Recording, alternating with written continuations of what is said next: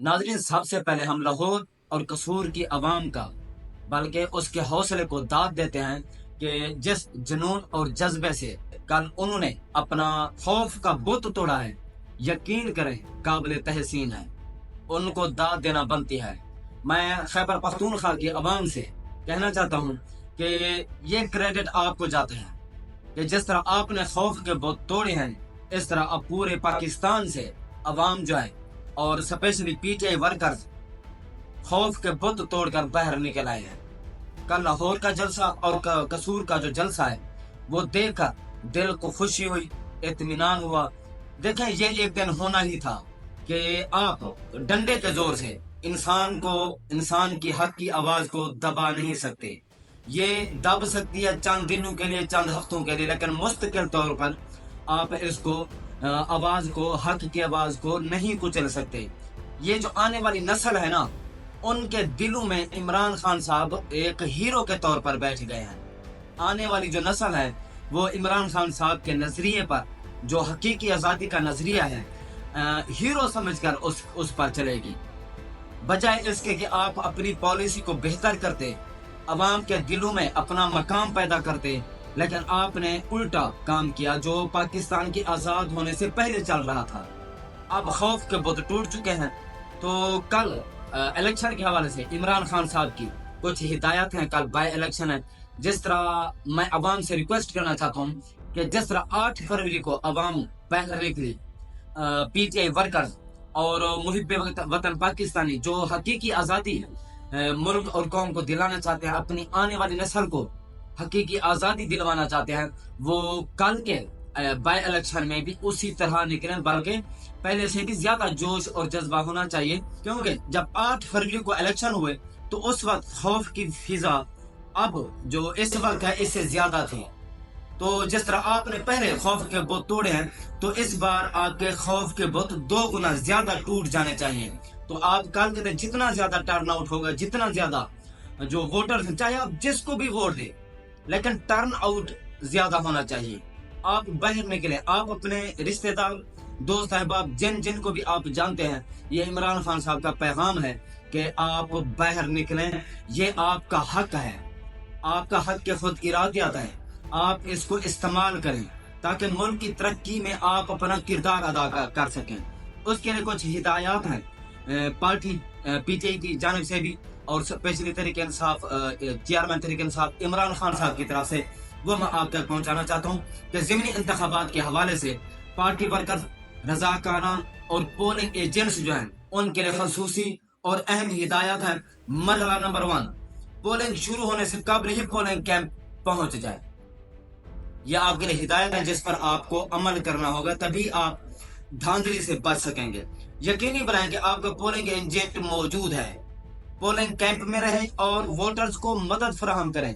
मरहला number 2, polling खत्म होने के बाद यकीनी बनाएं कि आपका पोलिंग एजेंट्स फॉर्म 45 जो है वो लाजमी रिसीव करे, वसूल करे।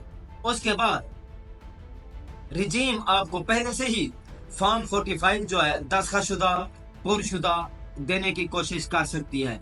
इस पर आपने अलर्ट रहना है। ये आपके लिए सबसे बहुत बड़ा मसला है कि पिछली दफा उनके जो फॉर्म 45 और फॉर्म 47 में जो तजाद है, इस पर वो आपको मजीद जो है ना बेवकूफ बनाने की कोशिश करेंगे और मजीद उसको अच्छे तरीके से, जिस तरह कहते हैं कि नक्ल करें अक्ल चाहिए, तो इस बार जो है वो नक्ल अक्ल को इस्तेमाल करते हुए जो है ना करेंगे। तो आपने इस पर अलर्ट रहना है। आपने उस फॉर्म को जो पहले से पुरशुदा हो, जो पहले से साइन शुदा हो, उसको रिसीव नहीं करना। पोलिंग एजेंट्स के बाहर आने तक पोलिंग कैंप में मौजूद रहें। मरला नंबर 3, हर पोलिंग कैंप के कारकुनान पुरअमन तरीके से रिटर्निंग ऑफिसर्स के दफ्तर तक प्रिजाइडिंग ऑफिसर के हमराह जाएं। अपने फोन के कैमरे पर उसी दौरान वीडियो रिकॉर्ड करते रहे।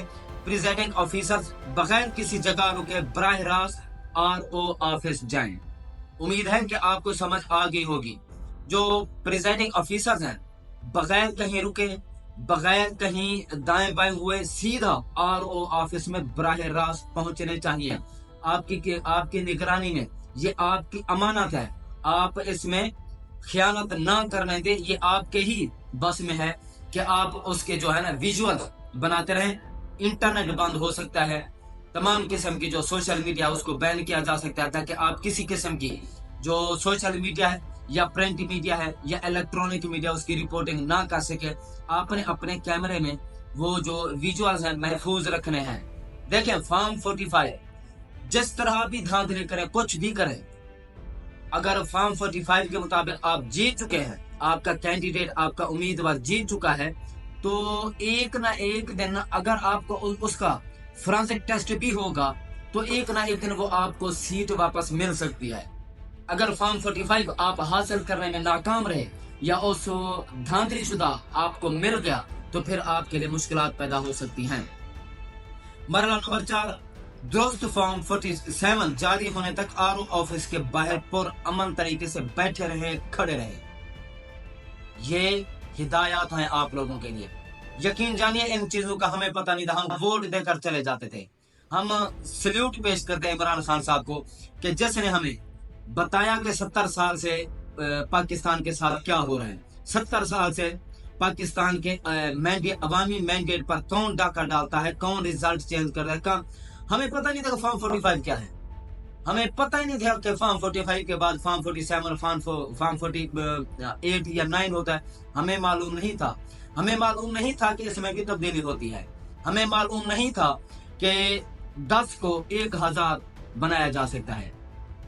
کبھی ہم نے اس پر توجہ ہی نہیں کی، اور نہ ہی کسی نواز شریف، زرداری صاحب، بلاول بھٹو، بے نظیر بھٹو، ذوالفقار علی بھٹو نے ہمیں بتایا کہ یہ جو ہمارے الیکشن کمشنر صاحب ہیں، چیف الیکشن کمشنر، ہمیں معلوم نہیں تھا، نہ ہی ہمیں کسی نے بتایا کہ 100 کو 1000 بھی یہ لوگ بنا لیتے ہیں، 10 کو 100 بنا لیتے ہیں، 100 کو 1000 بنا لیتے ہیں۔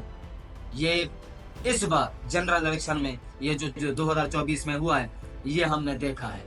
یہ ہم سلوٹ پیش کرتے ہیں عمران خان صاحب کو کہ جیسے نے ہمیں پولیٹکس بھی سمجھا دی۔ اب ہمارا حق بنتا ہے کہ ہم عمران خان صاحب کے ساتھ کھڑے ہوں۔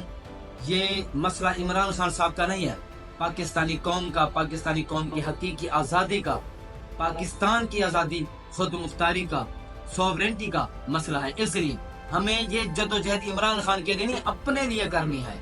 عمران خان صاحب تو صرف ہمیں گائیڈ کریں، وہ ایک لیڈرشپ کا رول ادا کریں، وہ صرف ہمیں سمجھا رہے ہیں، ہمیں ٹیچ کر رہے ہیں۔ تو میں پاکستانی قوم اسپیشلی یہ جو پنجاب ہے نا، یہ پاکستان کا بہت بڑا صوبہ ہے۔ ہر پولیٹیکل جماعت کی نظر جو ہے پنجاب پر ہوتی ہے، کیونکہ اس میں سے جو صوبائی اور نیشنل اسمبلی کی سیٹیں ہیں بہت زیادہ ہیں، اس پر سب کا فوکس ہوتا ہے۔